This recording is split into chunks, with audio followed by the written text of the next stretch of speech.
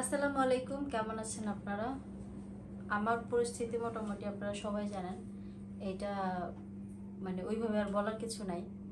আর এখন হচ্ছে আপনাদের ভাইয়া বাসায় নেই, যার জন্য হচ্ছে আমি ক্যামেরাটা অন করলাম। তা না হইলেও হয়তো আজকে ব্লগিং করাই হইতো না।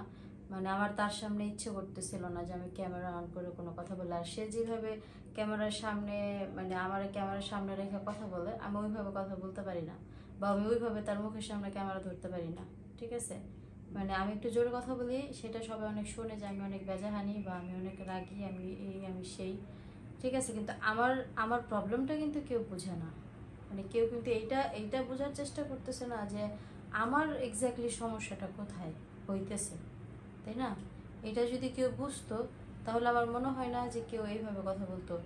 আর সব থেকে বড় কথা হচ্ছে যারা হচ্ছে এই ভিডিওগুলো আজকে কয়েকদিন যাবত দেখতেছেন, তারা বেশিরভাগ মানুষই হইলো বলতেছেন যে এই পারিবারিক সমস্যাগুলো কেন হচ্ছে সোশ্যাল মিডিয়াতে আনা হইতেছে।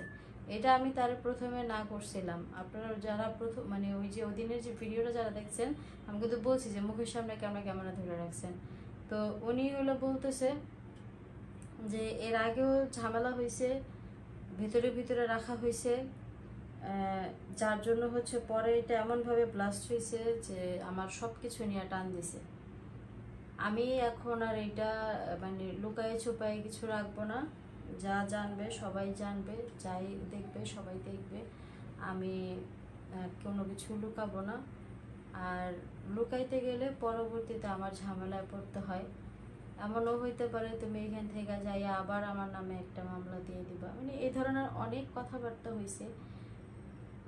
অফ ক্যামেরা অনেক কথাবার্তা হয়, যার জন্য হচ্ছে গিয়া সে আমারে এক এক প্রকার বাধ্য করে ক্যামেরার সামনে কথা বলতে আপনাদের ভাইয়া।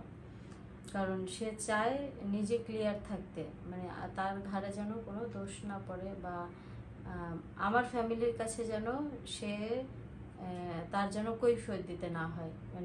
এই ব্যাপারটা সে ক্লিয়ার থাকতে চায়, এই জন্য সে প্রত্যেকটা বিষয় ক্যামেরাবন্দি করে আর সেগুলো সোশ্যালি ছেড়ে দেয়।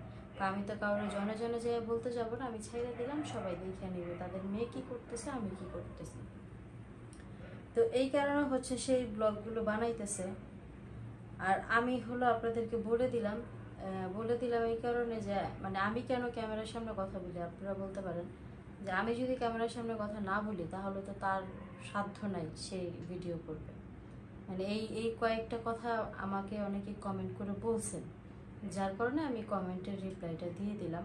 আর যারা বলতেছেন যে এটা নাটক, এটা আমার মনে হয় না। যদি কেউ ডিপলি দেখেন, নাটক মনে হবে। এটা এখানে নাটকের কিন্তু কিছু নাই। আমার কাছে খারাপ লাগতেছে, হ্যাঁ ঠিক আছে, আমি ভুল করছি, আমি সেই ভুল স্বীকারও করছি।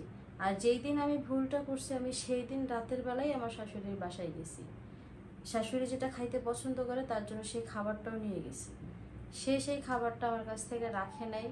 সে যেভাবে হোক মন খারাপ করে রাখছে। পরে অবশেষে রাত্রে আমি একা একটা মেয়ে, রাত্রে 12টা 12:30 বাজে আমার শাশুড়ির বাসা থেকে এই বাসায় আসছি।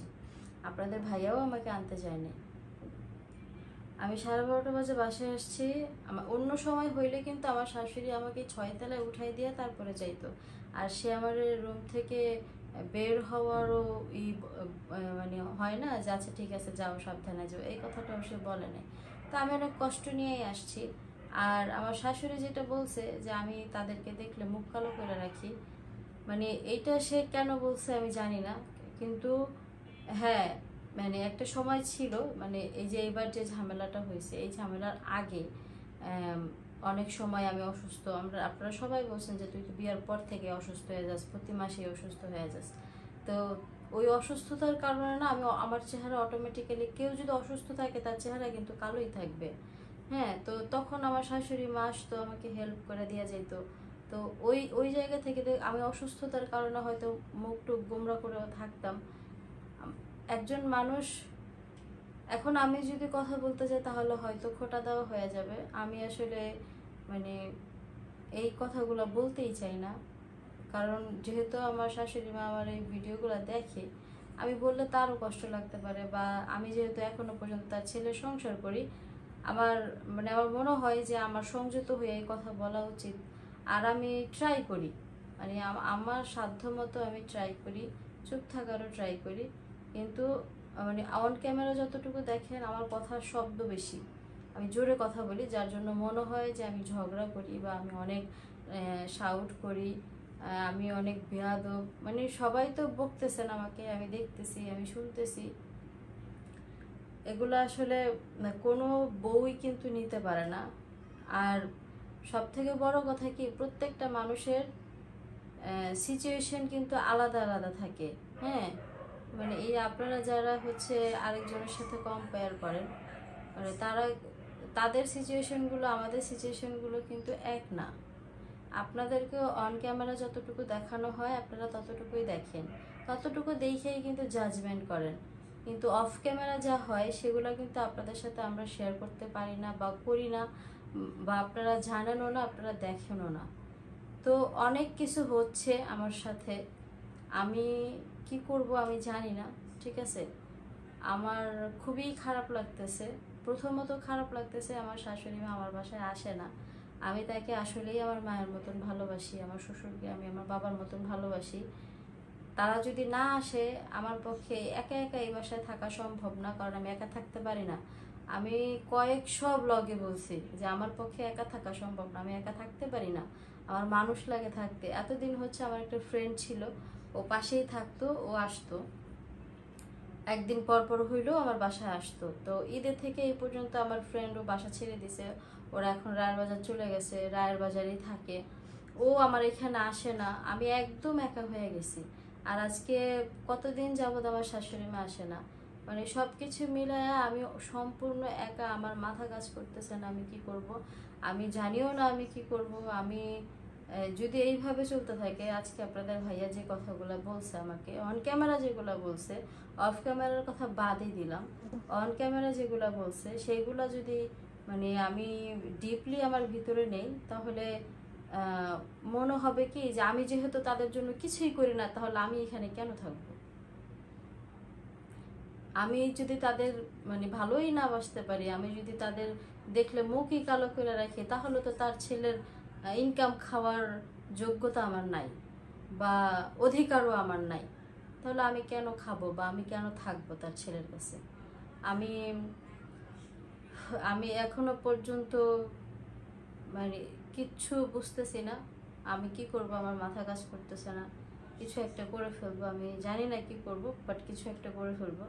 যদি এরকম চলতে থাকে, যদি এরকম হইতে থাকে, আমি আমার জায়গা থেকে যথেষ্ট ট্রাই করতেছি।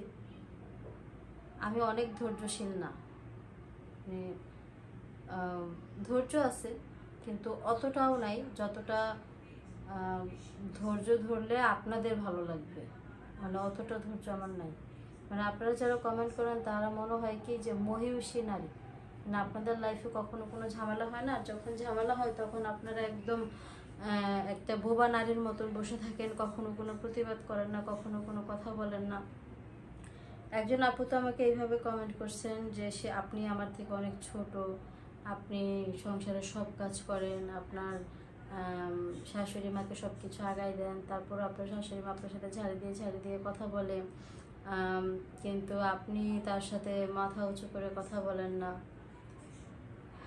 এটা আপনি শুরু থেকে দেখে আসছেন, সেজন্য এটা আপনার অভ্যাস হয়ে গেছে।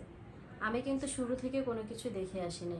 আমি যেই দিন থেকে এই বাড়িতে বউ হয়ে আসছি, সেই দিন থেকে আমার শাশুড়ি আমাকে যথেষ্ট ভালোবাসা দিছে। সে আমাকে কখনো তুমি থেকে তুই বলেনি, সে আমাকে বউ ভাবছে, অবশ্যই বউ ভাবছে। যদি সে বউ না ভাবতো তাহলে আজকে এতক্ষণ পর্যন্ত সে আমার প্রতি রাগ পোষণ করে রাখতে পারতো না, কারণ তারও দুইটা মেয়ে আছে, তার মেয়েরাও পরের সংসার করে, তার মেয়েরাও যে দুধের ধোয়া তুলসী পাতা এরকম না, ভুল প্রত্যেকটা মানুষের হয়। তার মেয়েরাও তার সাথে অনেক ভুল করে, যেটা আমার জানা, আমি সেগুলো বলবো না।